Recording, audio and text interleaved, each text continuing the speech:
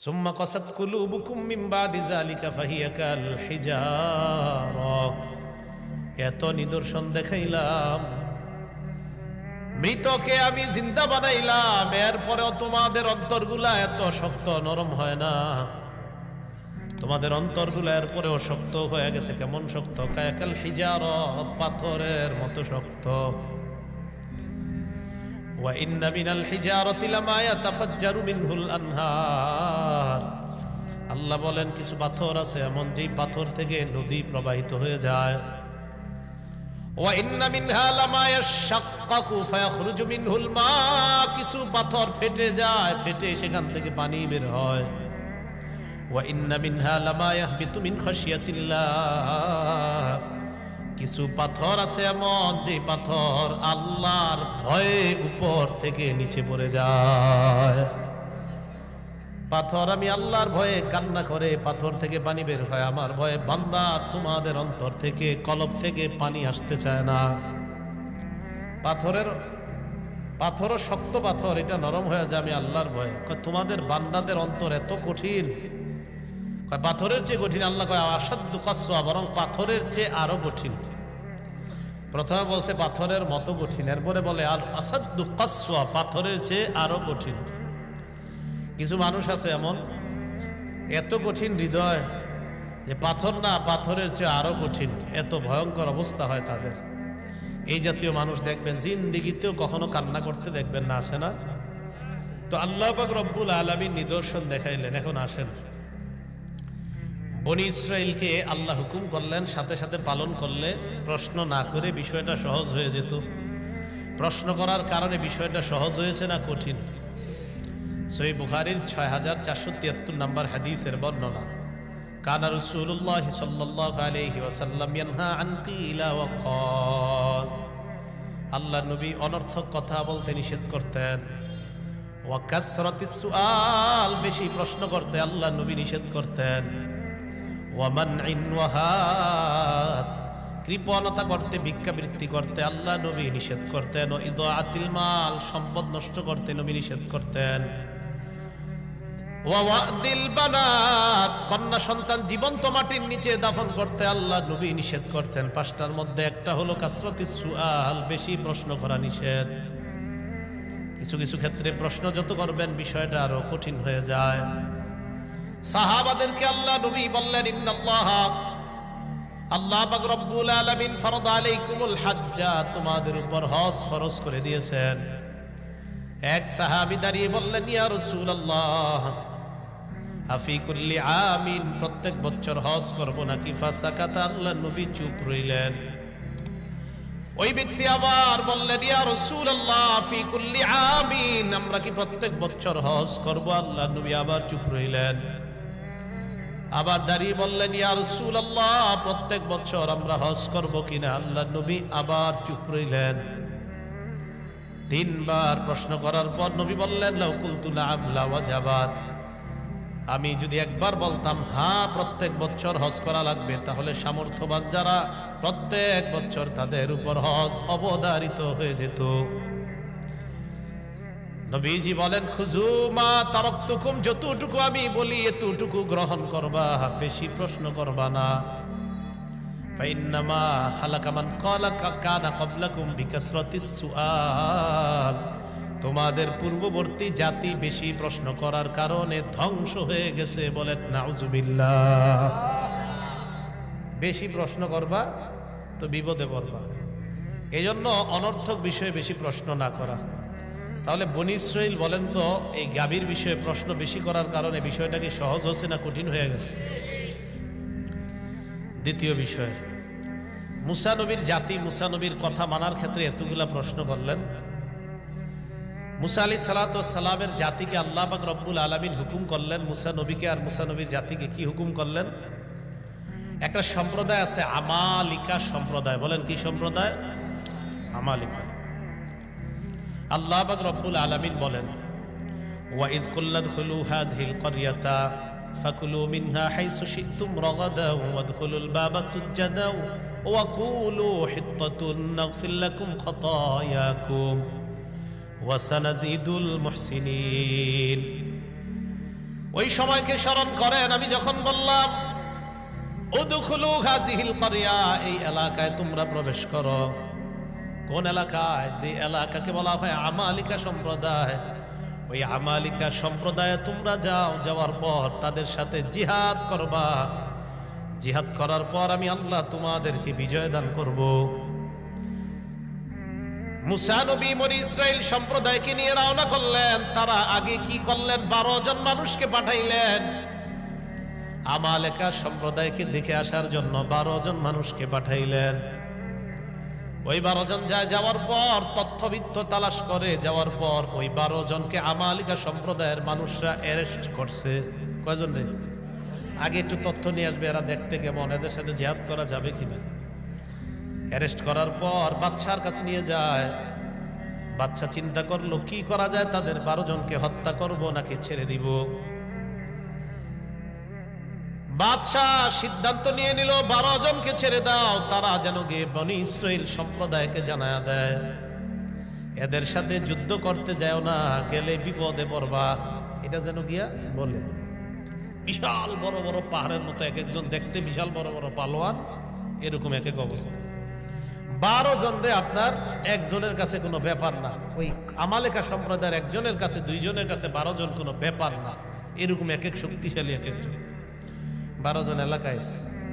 এই 12 জনের মধ্যে একজনের নাম ছিল ইউশা। কি ছিল? উনি আর আরেকজন, এই 2 জন ছাড়া বাকি রইল আরো 10 জন। এলাকায় আসার পর ওই 2 জন সবার সাথে পরামর্শ করলো। মোট 12 জনে বললো, এই দেখো আমরা গিয়ে বলবো না বনি ইসরায়েলকে যে এরকম এরকম শক্তিশালী লোক, গেলেই বিপদে পড়বা। বললে এরা আর জেহাদে আসবে না। তো 12 জন আসার পর 2 জন চুপ রইল। বাকি 10 জন গিয়ে কি করলো? এরা আস্তে আস্তে জনগণে বইলা দিছে, এই শোনো ঘটনা খারাপ, ভুলে ওই দিকে যাও না, যাইবা বিপদে পড়বা। বনি ইসরাইল সম্প্রদায় মুসা নবীকে বললেন, মুসা ইযহাব আনতা ওয়া রাব্বুকা ফাকাতিলা ইন্না হাকুনা কাঈদুন। মুসা তুমি আর তোমার রব যাও, জিহাদ করো, আমরা যাব না, আমরা এখানে বসে থাকবো। তুমি আর তোমার রব গিয়ে জিহাদ করো। নাউজুবিল্লাহ। তুমি আর তোমার রব গিয়ে জিহাদ করো, এই কথা বলছে। কত বড় ভয়ঙ্কর কথা। তুমি আর তোমার রব গিয়ে জিহাদ করো। এবার দেখেন মুসা নবীর সম্প্রদায় মুসা নবীকে বললেন, তুমি আর তোমার রব গিয়ে জিহাদ করো। আমাদের নবী বদর যুদ্ধে যখন রওনা করলেন, যুদ্ধে রওনা করার সময় নবীজি সাল্লাল্লাহু আলাইহি ওয়াসাল্লাম একের পর এক ভাষণ দিতেছিলেন। মুহাজির সাহাবী যারা একের পর এক দাঁড়িয়ে বলি, ইয়া রাসূলুল্লাহ কোনো সমস্যা নাই, চলেন। বারবার আল্লাহ রাসূল কয়, মানে নবীজি একের পর এক ভাষণ বাড়াইতেছিলেন। নবীর টার্গেট হলো আনসারী সাহাবীদের মধ্যে কেউ দাঁড়ায় না কেন, আনসারী সাহাবাদের মধ্যে কেউ দাঁড়ায় না কেন, এটা ছিল নবীজির টার্গেট। শুধু মুহাজির যারা, এদের মধ্য থেকে এক একজন ভাষণ দিতেছে। তো নবীজি বারবার ভাষণ বাড়ায় কেন? যে আনসারদের মধ্যে কেউ কিছু দাঁড়ায় বলুক, এটা হলো নবীজির টার্গেট। হঠাৎ আনসারদের মধ্যে এক সাহাবী দাঁড়িয়ে যায়, দাঁড়ানোর পর বললেন, ইয়া রাসূলুল্লাহ চিন্তার কোনো কারণ নাই, বদর প্রান্তরে আপনি রওনা করেন। মুসা নবীর জাতি মুসা নবীকে যেমন বলছে, আপনি আর আপনার রবকে লড়াই করেন, আমরা এখানে বসে থাকবো। ইয়া রাসূলুল্লাহ আমাদের কথা আপনি শুনেন, আমরা আপনাকে এমন কথা বলবো না যে আপনি আর আপনার রব গিয়ে লড়াই করেন, এমন কথা বলবো না। আমরা আপনার ডানে বামে সামনে পিছনে থাকবো। ইন্না মাআকুমা মুকাতিলুন। ইয়া রাসূলুল্লাহ আপনি লড়াইয়ে নেমে যান, বদর প্রান্তরে রওনা করেন, আমরা আপনার সামনে পিছনে ডানে বামে থেকে আপনার সাথে সরাসরি লড়াইয়ে অংশগ্রহণ করব। আমরা লড়াইয়ের ময়দান থেকে ভাগবো না, বনি ইসরাইলের মতো বলবো না তুমি আর তোমার রব যাও। তো বনি ইসরাইলকে যে এলাকার মধ্যে ঢুকতে বলছে আর কি আল্লাহ তাআলা, এক পর্যায়ে তারা এলাকায় ঢুকবে। ঢুকার সময় আল্লাহ বলে দিলেন, তোমরা ওই এলাকায় যাও, যাওয়ার পর ফাকুলু মিনহা হাইসু শি'তুম রাগাদা, প্রচুর পরিমাণে তোমরা খাও, তোমাদের যেইভাবে মন চায় তোমরা খাইবা, খেতে পারবা। ওই এলাকায় যাওয়ার পর প্রচুর ধন সম্পদ তোমরা পাইবা, ওই ধন সম্পত্তি তোমরা ভোগ করতে পারবা। 1 নাম্বার হুকুম। 2 নাম্বার, ওয়াদখুলুল বাবা সুজ্জাদা, ওই এলাকায় ঢোকার সময় সিজদা অবস্থায় ঢুকবা। 3 নাম্বার কুলু হিত্তা, ওই এলাকার ঢোকার সময় বলবা হিত্তা। হিত্তা মানে আল্লাহ আপনি আমাদেরকে মাফ করে দেন, নাগফির লাকুম, আমি আল্লাহ তোমাদেরকে ক্ষমা করে দিব। 1 নাম্বার হুকুম এলাকায় প্রবেশ করো। 2 নাম্বার দরজা দিয়ে সিজদা অবস্থায় প্রবেশ করবা। 3 নাম্বার বলবা হিত্তা, বলেন কি বলবা?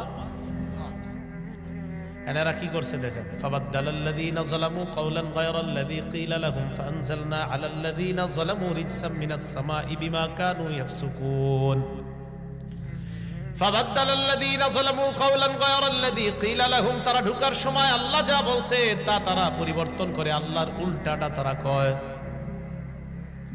1 নাম্বার আল্লাহ বলছে সিজদা অবস্থায় প্রবেশ করো, এরা যাওয়ার সময় সিজদা তো দেয় না, মাথা ঝুঁকায় না, বরং এই নিতম্বটা মাটির সাথে হেসরায় হেসরায় প্রবেশ করতেছে। মানে আল্লাহ বলছে এমনি, এরা এমনি ঢুকতেছে। 2 নাম্বার আল্লাহ বললেন নকুলু হিত্তা, তোমরা বলবা হিত্তা, এরা ঢুকার সময় কয় হিন্ত। কি কয়? আল্লাহ বলছে হিত্তা,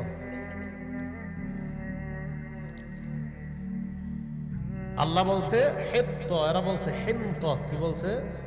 হিন্ত। ইউটিউবাররা আবার মাহফিলে আওয়াজ শুরু করছে না? হিত্ত আর হলো হিন্ত। আল্লাহ বলছে হিত্ত বলো, তারা ঢুকার সময় কয় হিন্ত। হিত্ত মানে মাফ করার, হিন্ত মানে গমের দানা। হিত্ত মানে ক্ষমা করেন, আর হিন্ত মানে গমের দানা। আল্লাহ কয় ঢুকার সময় বলবা হিত্ত, আমাদেরকে ক্ষমা করে দেন। এরা ঢুকার সময় কয় হিন্ত, গমের দানা, গমের দানা।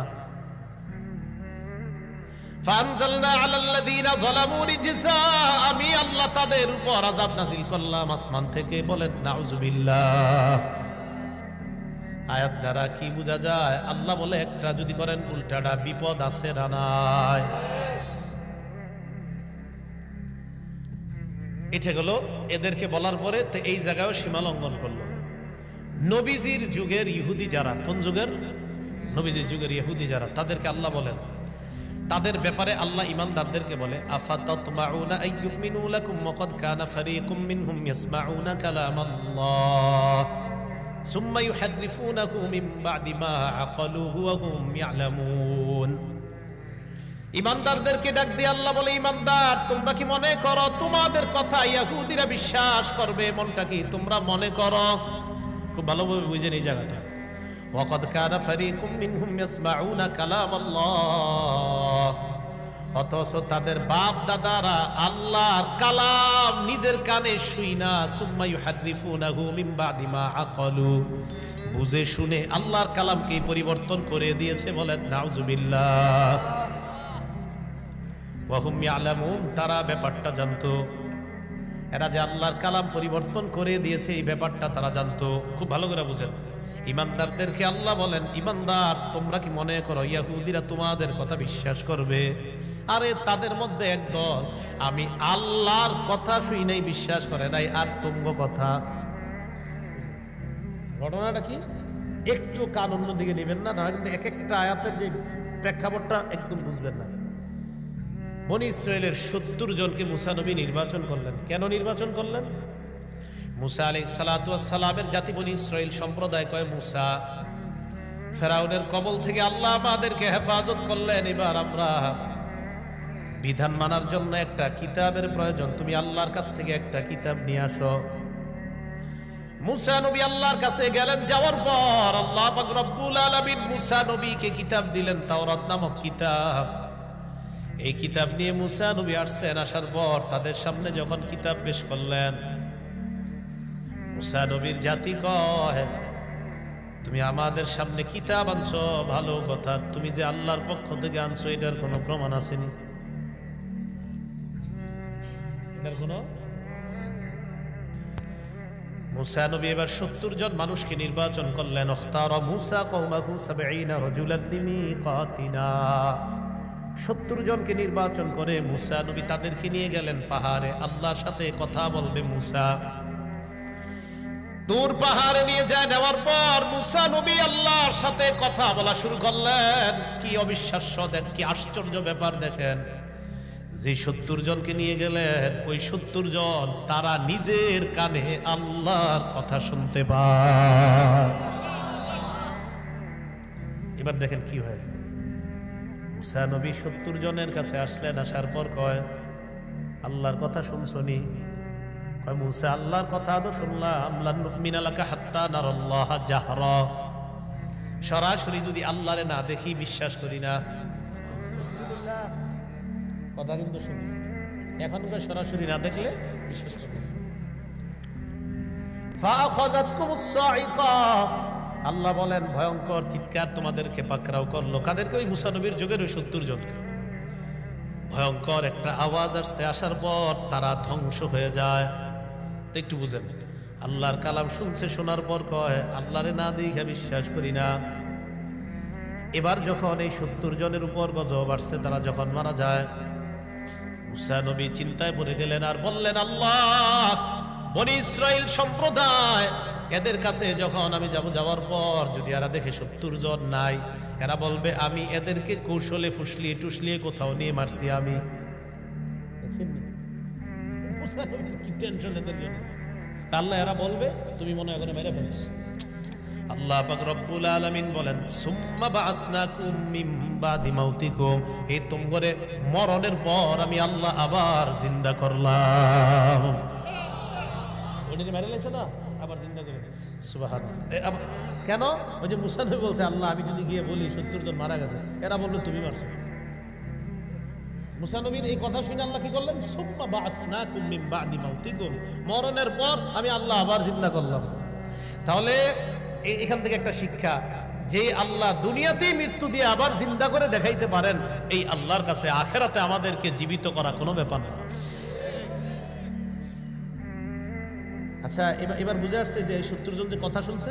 এখন দেখেন কি হচ্ছে, মুসা নবী তাদেরকে বললেন তোমরা এলাকায় যাইবা, দেখেন কি কয়, যাওয়ার পর বলবা আল্লাহ এই এই হুকুমগুলা করছে আর এই এই নিষেধগুলা করছে। দেখেন আল্লাহ তোমাদেরকে এই হুকুম করছে আর এই এই নিষেধ করছে, এইগুলা গিয়ে তোমরা বলবা।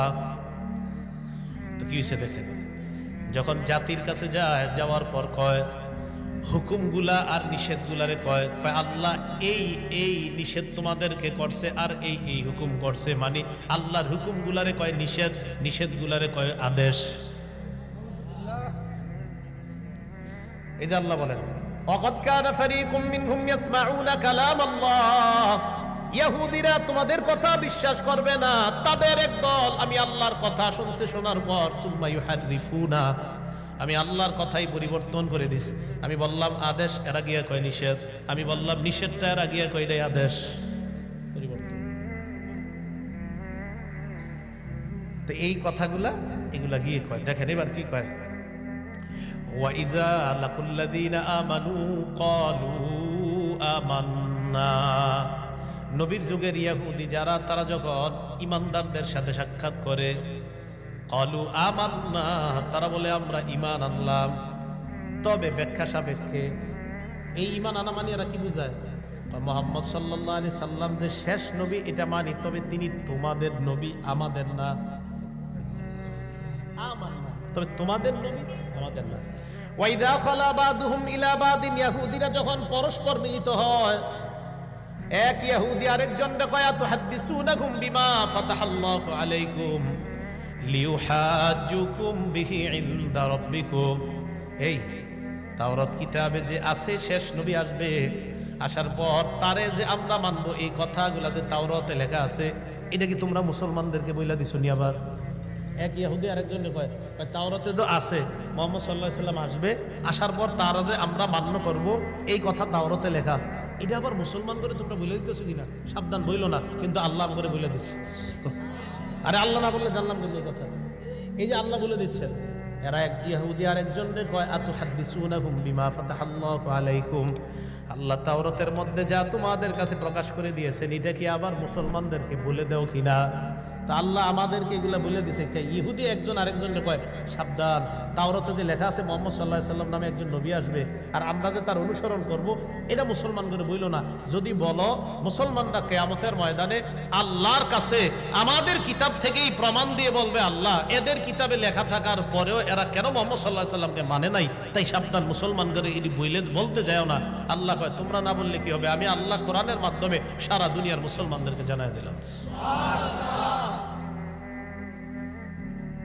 এখন এই যে আপনাদের বিভিন্ন আয়াতের প্রেক্ষাপট গুলা বললাম, কি বোঝা গেল? এদেরকে যা বলে উল্টা। মুসা আলাইহিস সালাম বললেন চলো লড়াই করি, কয় তুমি আর তোমার রব যাও। বললেন গাবি জবাই করো, কয় গাবিটা দেখতে কেমন? মুসা আলাইহিস সালাম এদেরকে বললেন তোমরা আল্লাহর কথা শোনো নাই, কয় শুনছি, না দেখলে বিশ্বাস করি না। আবার আল্লাহ একদলকে বললেন আমি যা বললাম, মুসা নবী বলছে আল্লাহ যা যা হুকুম করছে এলাকায় গিয়ে বলবা, এগুলো আল্লাহর আদেশ, এগুলো আল্লাহ নিষেধ। গিয়ে বলল আদেশগুলা নিষেধ, নিষেধগুলারে বলল আদেশ, পুরা পরিবর্তন করে দিল। এখন আল্লাহ বলে আওয়ালা ইয়ালামুনা আন্নাল্লাহা ইয়ালামু মা ইউসিররুনা ওয়া মা ইউলিনুন, এরা কি জানে না তারা যা গোপন করে আর যা প্রকাশ করে আমি আল্লাহ সব জানি। সুবহানাল্লাহ। এবার কি করে দেখেন, ওমিনহুম উম্মিয়ুনা লা ইয়ালামুনাল কিতাবা ইল্লা আমানিয়া ওয়া ইনহুম ইল্লা ইয়াজুন্নুন। ইহুদিদের মাঝে একদল আছে যারা মূর্খ, তারা কি এরা কিতাবের কিছুই জানে না, ইল্লা আমানিয়া কিছু আশা ছাড়া। কি জানে? খালি কিছু আশা, কিছু আশার বাণী এরা জানে, এছাড়া আর কিছু জানে না। ফাওয়াইলুল লিল্লাযিনা ইয়াকতুবুনাল কিতাবা বিআইদিহিম, নিজেদের হাতে যারা কিতাব লেখে, লেখার পর বলে হাযা মিন ইনদিল্লাহ, নিজেদের হাতে কিছু কিতাব লেখে আর বিভিন্ন বিষয় লেখা হয় এটা আল্লাহর পক্ষ থেকে। লিয়াশতারু বিহি সামানান কলিলা, যেন এই লেখা দিয়ে কিছু টাকা কামাই করা যায়।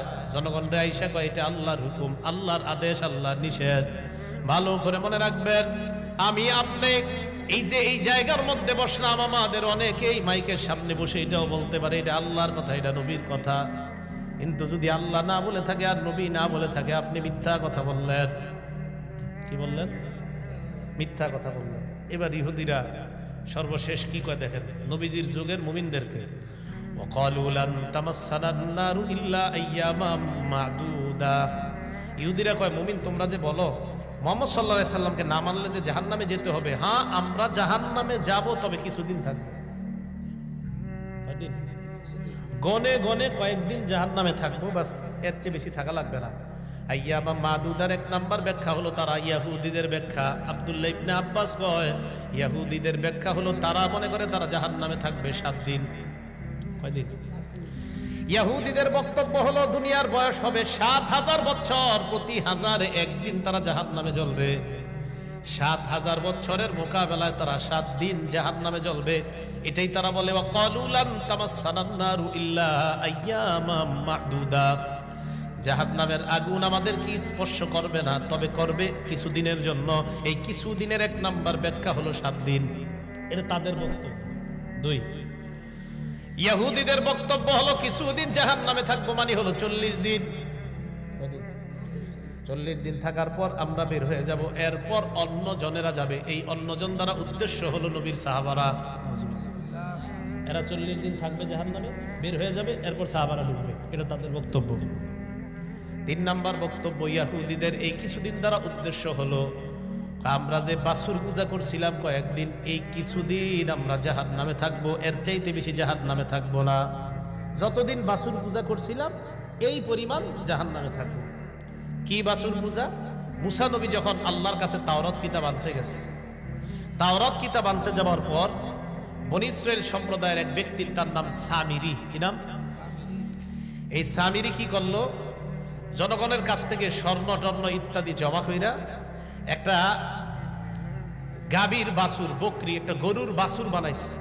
বাছুর বানানোর পর ওইটার ভিতরে আপনার জিবরিল আমিন এই সামিরিকে লালন পালন করার জন্য যেই বাহনের উপর চড়ে দুনিয়াতে আসছিল, এটা যেখানে পা ফেলাইতো সেখানে ঘাস উঠে যাইতো, সে ওই জায়গা থেকে একটু মাটি রেখে দিয়েছিল। এই মাটি ওই স্বর্ণ দিয়ে বানানো গাভীর ওই যে বাসুর আছে ওইটার মুখের মধ্যে দিছে লাহু খুয়ার, ওইটা হাম্বা হাম্বা শুরু করছে। তো যখন হাম্বা হাম্বা শুরু করছে বনি ইসরাইল মনে হয় এটাই খোদা, এটাই খোদা। তখন তারা কি শুরু করলো? এই বাসুরের পূজা শুরু করছে। মুসা আলাইহিস সালাতু ওয়াস সালাম তাওরাত কিতাব নিয়ে আসছে, আসার পর দেখে তারা বাসুর পূজা করে। আল্লাহ পাক রব্বুল আলামিন বলেন, وَإِذْ قَالَ مُوسَى لِقَوْمِهِ يَا قَوْمِ إِنَّكُمْ ظَلَمْتُمْ أَنفُسَكُمْ بِاتِّخَاذِكُمُ الْعِجْلَ। স্মরণ করো ওই সময়কে যখন মুসা নবী তোমাদেরকে বললেন তোমরা নিজেদের উপর জুলুম করলা বাসুর পূজার মাধ্যমে। এই কাজ তুমি কেন করলা, তোমরা কেন করলা? 16 নম্বর পারা আছে, হারুন নবীর দাড়িতে ধরছে, মাথার চুলের মধ্যে ধরছে। হারুন নবী কয়, ইবনা উমলা তাখুজ বিলিহিয়াতি ওয়ালা বিরাসি, আমার দাড়ি ধরবেন না, আমার চুলেও ধরবা না। মুসা নবী বললেন তাহলে কি? হারুন নবী বললেন সব দোষ এই সামিরি গাভীর বাচ্চা বানাইছে, বাছুর বানাইছে, বানানোর পর এটার ভিতরে কি জানি দেওয়ার পর হাম্বা হাম্বা শুরু করছে। মুসা নবী সামিরি কি গিয়ে দইরা কয়, মা খতবুকা ইয়া সামিরি, হে সামিরি বলো তুমি কি করছো, তোমার কি বক্তব্য? সামিরি কয়, বাসুরতু বিমা লাম ইয়াবসুরু বিহি ফাকাবাতু কবদাতাম মিন আসারির রাসূল ফানাবাসতুহা ওয়া কাযালিকা সাওয়ালাত লি নাফসি। কয় আমি যা দেখছি মানুষ তা দেখে নাই। কি কয়? জিবরিল আমিনের আসারির রসুল বাণী হলো, রসুল বাণী এই জায়গায় জিবরিল আমিন উদ্দেশ্য। কয় তার এই আসার, তার নিদর্শন, তার পা যেখানে পড়তো বাহনের ওটার জায়গাটা আমি ভালোভাবে লক্ষ্য করলাম, ওখান থেকে আমি একটু মাটি রেখে দিলাম, সেটা ফানাবাসতুহা, এই অংশটা আমি এই গাভীর বাছুরের মুখে দিলাম। এ কাযালিকা সাওয়ালাতি নাফসি, আমার এরকমটা মনে হয়েছে তাই আমি মনে মনে এরকম একটা সাজায় এমন করলাম। করার পর দেখি দেওয়ার পর এটা হাম্বা হাম্বা শুরু করছে। জনগণ এটারে খোদা মনে কইরা বাছুর পূজা শুরু করছে। মুসা আলাইহিস সালাতু ওয়াস সালাম বললেন, আজকে থেকে তোর শাস্তি হলো লা মিসাস,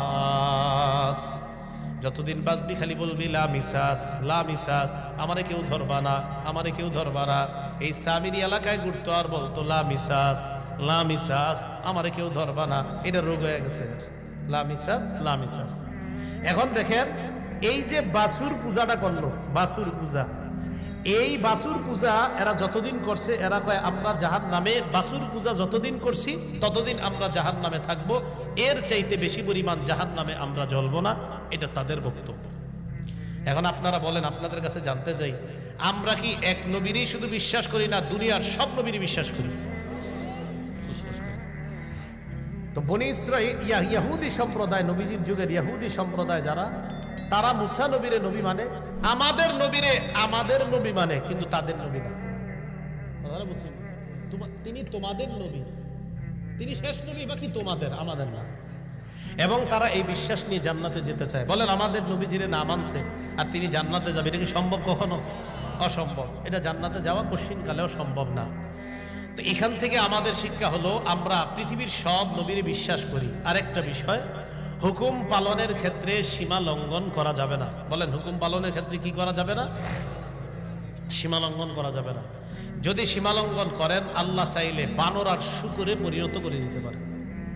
বানর আর শুকর। আল্লাহ বলেন, ওয়ালাকাদ আলিমতুমুল্লাযীনা আতাদাউ মিনকুম ফিস সাবতি ফাকুলনা লাহুম কুনু কিরাদাতান খাসিঈন। দাউদ নবীর জামানায় তোমরা সীমা লঙ্ঘন করেছিলে। ইহুদি সম্প্রদায় এমন সীমা লঙ্ঘন করছে, আল্লাহ পাক রব্বুল আলামিন তাদেরকে বললেন, লা তাদু ফিস সাব, শনিবারের ব্যাপারে তোমরা সীমা লঙ্ঘন করবা না। আল্লাহ বলে দিলেন, শনিবারে তোমরা সীমা লঙ্ঘন করবা না। মাছ ধরা আমি আল্লাহ নিষেধ করে দিলাম। এদের মধ্যে দুই দল হয়ে যায়। এক দল কয় আল্লাহ যেহেতু শনিবারে মাছ ধরতে নিষেধ করেছে আমরা ধরবো না। আর এক দল কয় আল্লাহ নিষেধ করছে শনিবারে মাছ ধরতে, কিন্তু আটকাইতে তো নিষেধ করে নাই। এনারা কি করছে? ওই দেশ গ্রামে আপনারা মাছ আটকানোর জন্য কত কিছু বানান না, এরকম বানাইছে। কেন? আমরা ধরবো না শনিবারে, কিন্তু শনিবারে প্রচুর মাছ আপনার নদীর কিনারা আইসা লাফায় লাফায় উপরে ওঠে। আল্লাহ নিষেধ, শনিবারে মাছ ধরা যাবে না। এরা কি করে? এমন এমন জিনিস বানাইছে যেন মাছগুলা লাফায় লাফায় ওই জায়গায় আটকায় যায়, এরা রবিবারে ধরবে। কিবারে? এটা আল্লাহর হুকুম পালনের ক্ষেত্রে এটা ফাইজলামি না? আল্লাহ বলছে শনিবারে মাছ ধরবে। এরা সীমা লঙ্ঘন করলো। শনিবারে মাছগুলাই বিভিন্ন কৌশলে তারা আটকায়, অন্য দিন গিয়ে মাছ ধরে। আল্লাহ বলেন ফাকুলনা লাহুম কুনু কিরাদাতান খাসিইন, আমি আল্লাহ তাদেরকে হুকুম করলাম বানর আর শুকুর যেন হয়ে যায়। এরা বানরে পরিণত হওয়ার পর আত্মীয় স্বজনের কাছে আসতো, আসার পর বানরের রূপে আসতো, কিন্তু কথা বলতে পারতো, আইসা কথা বলতো ইত্যাদি বলতো, কিন্তু দেখতে বানর, দেখতে বানর। সাহাবারা প্রশ্ন করলেন ইয়া রাসূলুল্লাহ, এই বানর থেকে কি দুনিয়াতে বানর? নবীজি বললেন না না, এই বানর থেকে দুনিয়াতে বানর না। বুঝলেন ডারউইনের মতবাদ যে এইভাবে মানুষ থেকে বানর হইছে, আস্তে আস্তে আস্তে আস্তে এরা মানে উল্টা পাল্টা কথা কয়, বানর থেকে মানুষ ইত্যাদি কয়। নবীজি বলে না, বানর আগে থেকেই ছিল। বলেন কি? বানর আগে থেকেই ছিল। এরপরে রাসূল সাল্লাল্লাহু আলাইহি ওয়াসাল্লাম বললেন কোন জাতিকে আল্লাহ যখন বিভিন্ন গজব দেয়, ওই গজবটাই আল্লাহ বিলীন করে দেয়। যেহেতু তাদেরকে বানর বানাইছে আল্লাহ, ওই বংশগুলারে আল্লাহ বিলীন করে দিয়েছে। তাই দুনিয়ার বর্তমান যে বানর, এটা যে ওই বানর হতে হবে এটা না, বানর আল্লাহ আগেই সৃষ্টি করেছেন, কিন্তু ওই বানর যাদেরকে আল্লাহ বানাইছে এটা হলো আল্লাহর পক্ষ থেকে গজব। এক বানর তো আল্লাহর সৃষ্টি, বানর একটা বানর তো আল্লাহর সৃষ্টি, এটা না। কোন মানুষকে বানর বানানো মানে এটা তার উপরে গজব। ওই গজব যাদেরকে দিয়ে আল্লাহ বানর বা শুকুর বানায়, এদেরকে আল্লাহ ধ্বংস করে দেয়, এদেরকে দুনিয়াতে রাখে না। তাহলে এর শেষে কি জানলাম? আল্লাহর হুকুম পালনের ক্ষেত্রে সীমা লঙ্ঘন করা যাবে না। আল্লাহ যেটা বলছে এটা সুন্দরভাবে মেনে নেওয়া। কি করা যাবে না বলেন তো? সীমা লঙ্ঘন করা যাবে না। যেমন রাসূল সাল্লাল্লাহু আলাইহি সাল্লাম বলছেন ইয়া আলী লা তুবিন নজরাতা আলী, একবার নজর পড়ে যাওয়ার পর দ্বিতীয়বার আর নজর দিবা না। এবার আমাদের যুবকরা এটা বুঝছে কিভাবে দেখেন, কয় হুজুর প্রথমবার যদি দীর্ঘ সময় তাকায়া থাকি হবে নি, মানে একটা নারীকে রাসূল বললেন একবার নজর পড়ে যাওয়ার পর দ্বিতীয়বার আর নজর দিবা না। এখন দেখেন সীমা লঙ্ঘন কারে কয়? কয় হুজুর একবারে যদি আধা ঘন্টা চায়া থাকি, দ্বিতীয়বার আর তাকাইলাম না, এটা সীমা লঙ্ঘন। এটা সীমা লঙ্ঘন না, হুকুম পালনে সীমা লঙ্ঘন করা যাবে না। যে বিষয়টা বুঝাইতে চাইলাম, প্রথমে দেখেন প্রশ্নের কারণে ঝামেলা বাড়লো, এরপরে আল্লাহ হুকুম দিলেন একের পরে একটা। এরা শুধু উল্টাটা করে সীমা লঙ্ঘন করতেছে আর বারবার তাদের উপরে আযাব আসতেছে। এইগুলো আল্লাহ আমাদেরকে কেন জানাইলেন? যে আমি আল্লাহ সীমা লঙ্ঘন করার কারণে বান্দাদেরকে গজব দিতে পারি, আমি আল্লাহ এখনো আছি। তাই সাবধান, তোমরাও যতদিন দুনিয়াতে বেঁচে আছো সীমা লঙ্ঘন যদি করো, তাহলে আমি আল্লাহর গজব কিন্তু এখনো তোমাদের উপর আসতে পারে। কারণ আল্লাহ আমাদেরকে গজব দেওয়াটা এটা আল্লাহর কাছে কোনো ব্যাপার না। তাহলে সীমা লঙ্ঘন করা যাবে না। ক্বালা রাসূলুল্লাহ সাল্লাল্লাহু আলাইহি ওয়াসাল্লাম, নবীজি সাল্লাল্লাহু আলাইহি ওয়াসাল্লাম বলেন মা মিন রাজুলিন ফি কওমিন ইউমালু ফীহিম বিল মাআসি ইয়াকদিরুনা আলা আন ইউগাইয়িরু ফালা ইউগাইয়িরু আলাইহি ইল্লা আসাবাহুমুল্লাহু বিআযাবিন মিন ক্বাবলি আন ইয়ামুতু। নবীজি বলেন আপনি কোন এলাকার মধ্যে আছেন, ওই এলাকায় যদি আপনি অন্যায় দেখেন, সীমা লঙ্ঘন দেখেন, আল্লাহর হুকুম পালন করার ক্ষেত্রে মানুষ শুধু উল্টা পাল্টা যদি দেখেন, দেখার পরেও যদি আপনি বাধা না দেন, আবার দেখার পরেও যদি আপনি বাধা না দেন, নবীজি বলেন মরণের আগে এমন গজব আসবে আপনার উপর, আল্লাহ মরণের আগে কোনো না কোনো শাস্তি আপনাকে দিবেনি, কোনো না কোনো শাস্তিতে পড়ে যাবেন। এলাকার মধ্যে দেখবেন আল্লাহ বলছে সুদ খাওয়া হারাম, এরপরেও যারা খায় আর বলে সুদ আর ব্যবসা করো। একটা হলো সুদ হারাম, হারাম মানে কিছু মানুষ, এরপরেও খায়, সুদরে হারাম নাই না, এরপরেও খায়, এটা একটা বিষয়, বেচারা দোয়া করে ফিরে আসবে। আরেক দলের লোক না আন্তাজি, সব জিনিস কি আর সুদ নেই, তারপরে কি করে বিভিন্ন সুরতে সুদ খায়, বিভিন্ন সুরতে। তো বিভিন্ন সুরতে যে সুদ খায়, এও জানে যে এটা সুদ, কিন্তু মানুষকে বুঝাইতে চায় আমি কি ওইভাবে খাইছি না, আমি তো ওইভাবে খাইছি। তো এটা কিন্তু আল্লাহর হুকুমের সাথে সীমা লঙ্ঘন। আপনি যেভাবে খান, সুদ যদি হয় এটা কিয়ামত পর্যন্ত সুদ, এটা হালাল হবে না। আর আপনি বিভিন্ন ঘুরায়া পেঁচায়া এটারে তেনা লাগানোর চেষ্টা করেন, সুদ, এটা সুদ, এটা সীমা লঙ্ঘন করা যাবে না। তো অনেক মানুষ বুঝাইতে চায় ওইভাবে খাইলে তো আর সুদ হয় না, এইভাবে তো আর সুদ হয় না। এটা কিন্তু আল্লাহর হুকুমের সাথে সীমা লঙ্ঘন করা। কিভাবে? কয় যদি ডিপোজিট করি, হ্যাঁ আসেনি এরকম, হ্যাঁ এই যে বিভিন্ন জিনিস বিভিন্ন জায়গায় আপনাদেরকে বিভিন্ন আশা টাশা ইত্যাদি দিয়ে নির্দিষ্ট একটা লভ্যাংশ আপনাদেরকে বলা হয়, আর নির্দিষ্ট লভ্যাংশের বিনিময়ে টাকাটা নেওয়া হয়। নির্দিষ্ট লাভ এখানে পুরাপুরি একদম ধার্য করে দেয় যে তুমি বছর শেষে ৩,০০০ পাইবা, বছর শেষে ৬,০০০ পাইবা। এটা পুরো সুদ, সম্পূর্ণ সুদ, সুদ। এরপরে আরেকটা সুরত বলে কয় ভাই মুজারাবা। মুজারাবা মানে একজনের মাল আরেকজনের শ্রম, একজনের টাকা আরেকজনের শ্রম দিবে। তো এটার বিনিময়ে লাভ নেই। কেন, লস হইলে কি এটা দুইজন নেননি? কয় না না, লস হইলে তো দুইজন নেন না, তো এটা ব্যবসা করবে। ব্যবসায় লাভ লস দুজনের পক্ষে কথা থাকতে হবে। লাভ লস হলে, লাভ হলে দুজনের, লস হলে দুজনের। ও মা, শুধু লস একদল ভোগ করবে, লাভ আরেক দল ভোগ করে। লস হলে জানি না, তোমার চিনি না, এটা কেমন না? লাভ লস দুটোটার ভাগিদার নিলে এরপরে তো অনেকে বুঝায়, বিভিন্ন ইসলামী নাম দিয়ে বুঝায়, হ্যাঁ আমরা তো ব্যবসার মাধ্যমে লভ্যাংশ দিই। পাল্টা প্রশ্ন করবেন, যদি এখানে লস খাই তাহলে কি আমি খাবো না আপনারাও খাবেন? তখন বলবে শুধু তুমি খাবে, আমরা না। হলো না, লস দুই পক্ষ খেতে হবে। লস দুই পক্ষ যদি হয়, লাভ দুই পক্ষ হয়, তাহলে এটা সুদ মুক্ত হবে। তো যে বিষয়টা বুঝাইতে চাইলাম, আল্লাহর হুকুম পালন করার ক্ষেত্রে আমরা কখনোই সীমালঙ্ঘন করব না। আল্লাহ পাক রব্বুল আলামিন আমাদের সকলকে যে কথাগুলা শুনলাম বললাম, এর উপর যেন আমরা আমল করতে পারি, আল্লাহ তৌফিক দান করেন।